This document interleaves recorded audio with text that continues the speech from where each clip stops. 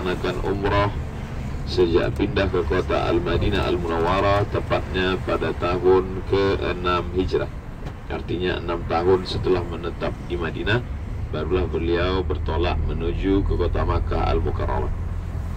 Dalam perjalanan itu beliau berhenti di sebatang pohon kayu, dan beliau bersama sahabat melaksanakan sholat safar. Karena waktu itu belum ada lagi masjid. Nama tempat itu Dzul Hulaifah. Inilah tempat yang akan kita tuju nanti. Kita tidak mencari pohon kayunya, kita tidak mencari tempat Nabi sholat tepatnya di mana. Sekarang sudah dibangun masjid di atasnya, dan nama ini menjadi nama baru sekarang, namanya Bi'ru Ali, Bi'ru Sumur Ali, Sumur Ali.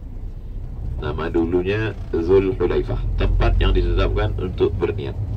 Maka nanti sesampainya di sana, bagi yang belum berwudu, memperbaharui wudunya, kemudian sholat sunat tahiyatul masjid seperti biasa. Setelah itu kemudian, kalau ada ustadz yang mengatakan tidak ada itu sholat sunat ihram, kalaupun mau sholat sunat safar saja, karena memang dalam hadis tidak disebutkan sholat sunat apa yang dilaksanakan Nabi 2 rakaat itu, maka terjadi ikhtilaf. Yang satu mengatakan sholat sunat safar, yang satu mengatakan sholat sunat ihram. Jadi yang melaksanakan sholat sunat ihram, dia tidak juga salah, karena ada terkandung doa di dalamnya. Sebelah kanan kita ini stasiun kereta api, tapi tidak lagi aktif. Kereta api ini dulu pernah menembus jarak perjalanan dari kota Al-Madinah Al-Munawwarah sampai ke Suriah, Damaskus. Bayangkan jauhnya itu. Untuk cerita lengkapnya ada saya ceritakan dalam buku 66 tanya jawab. Gerbong-gerbong sebagiannya, lokomotifnya masih ada lagi di sebelah kanan. Begitu mereka menjaga sejarah. Betapa pentingnya menjaga sejarah. Di tempat kita sebagian lokomotif tidak ada karena besinya sudah dijual. Alhamdulillah kita menyaksikan betapa hebatnya. Waktu itu belum lagi kerajaan Saudi Arabia. Negeri ini menjadi kerajaan Saudi Arabia pada tahun 1924. Sekarang 2020. Artinya 4 tahun lagi genap ulang tahun yang ke-1 abad. Baik, kita lanjutkan cerita kita. Nabi SAW berhenti bersama sahabat, lalu kemudian melaksanakan sholat sunat.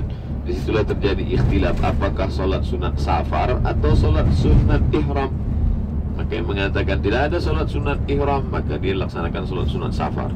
Kalau saya laksanakan dua-duanya, karena dalilnya umum, sholat sunat. Bagi yang melaksanakan sholat sunat tahiyatul masjid, ya, idza dakhala ahadukumul masjid, kalau kamu masuk masjid, fala yajlis, jangan duduk atau yusalli, sampai sholat sunat 2 rakaat. Yang melaksanakan sholat sunat safar, memang tidak dianjurkan sebelum safar sholat sunat. Yang melaksanakan sholat sunat ihram berarti dalil umum, karena Nabi pun pernah bertemu seorang sahabat diberi makan. Selesai makan, Nabi sholat sunat. Sholat sunat bersyukur kepada Allah dan mendoakan orang yang sudah memberikan makanan. Artinya kita dianjurkan untuk melaksanakan sholat sunat sebelum berdoa, sholat sunat sebelum munajat kepada Allah. Jadi umum saja, boleh saja, baik saja. Lalu kemudian berniat, labbaik Allahumma umrah. Saya selalu menyampaikan niat, pasang niat pendek saja. Labbaika, aku sambut panggilanmu. Allahumma, ya Allah, umrah, aku sambut panggilanmu ya Allah untuk melaksanakan umrah. Bagi yang selama ini pembimbingnya mengajarkan doa niat yang panjang, baik, tak salah. Nawaitul umrata wa ahramtu biha lillahi ta'ala. Aku berniat melaksanakan ihram untuk umrahkan Allah Ta'ala, baik, tidak salah. Tapi sependek-pendek niat, labbaika Allahumma umrah, aku sambut panggilanmu ya Allah untuk melaksanakan umrah. Mulutnya menyebut, hatinya mengingat, anggota tubuhnya melaksanakan. Ini orang yang tidak berniat di miqat, maka dia sudah melanggar larangan ihram, tidak melaksanakan wajib ihram. Niat itu rukunnya, sedangkan berniat di miqat adalah wajib. Maka orang yang meninggalkan wajib, umrahnya tetap sah, tapi dia kena denda karena melewati miqat. Miqat artinya batas tempat untuk berniat. Kalau kita sholat saja, tidak ada tempat untuk berniat sholat. Kalau kita puasa saja, tidak ada tempat untuk berniat puasa. Yang ditetapkan hanya waktu untuk berniat puasa, yaitu menjelang azan subuh berkumandang. Waktu mulai niat sholat sebelum takbiratul ihram. Dalam mazhab Syafi'i di dalam takbiratul ihram. Tapi dalam umrah ada tempat berniat yang sudah ditetapkan Nabi SAW. Kami dulu ketika masih mahasiswa berangkat naik kapal laut 2 hari 2 malam dari terusan Suez, maka berniatnya di tengah laut, tempatnya namanya Rabigh. Kapal berhenti di tengah laut, mandi, bersih, pakai kain ihram, berniat labbaik Allahumma umrah. Bagi yang datang dari arah atas, berniatnya di Rabigh. Bagi yang datang dari arah Yaman selatan, berniatnya di Yalamlam.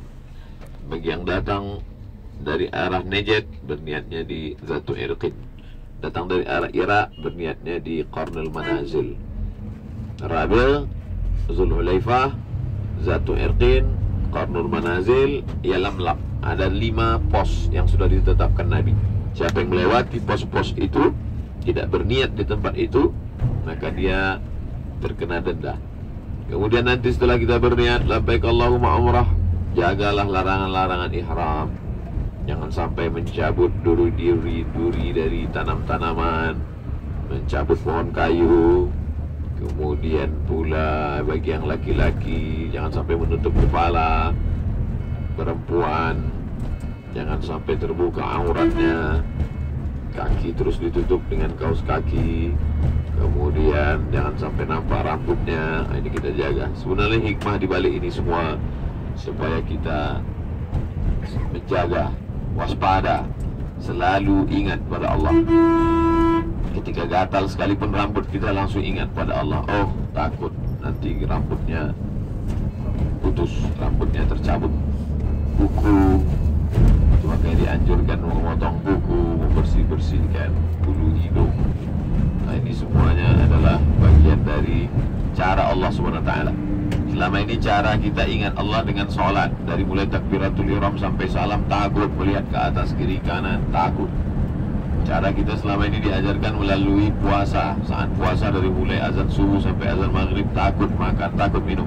Nah, ini lebih halus lagi daripada itu. Takut tercabut bulu hidung, takut tercabut kuku, takut nampak kelihatan rambut, takut kepala tertutup bagi laki-laki, takut. Menanamkan waspada, menanamkan muraqabah, pengawasan Allah. Mengajarkan hudurul qalbi, hati kita selalu hadir, ingat, selalu bertasbih. Yang paling dianjurkan bertalbih. Kanan kiri kita adalah bukit-bukit.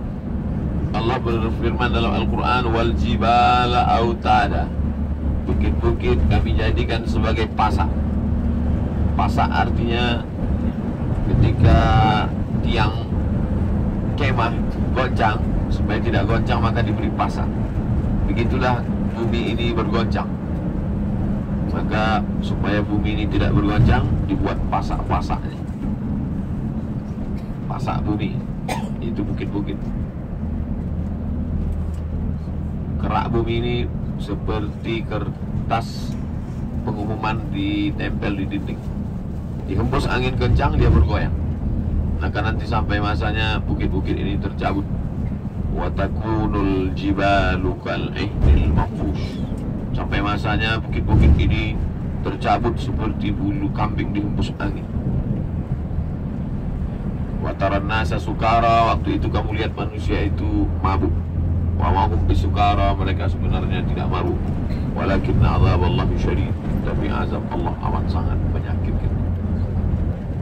Maka di antara hikmahnya mengapa di sini paling banyak bukit-bukit, dan yang kita lihat di atas permukaan ini sepertiga.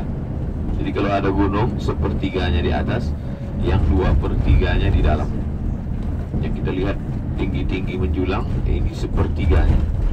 2/3-nya terhunjam ke dalam tanah. Yang tertanam lebih besar daripada yang kelihatan di atas tanah.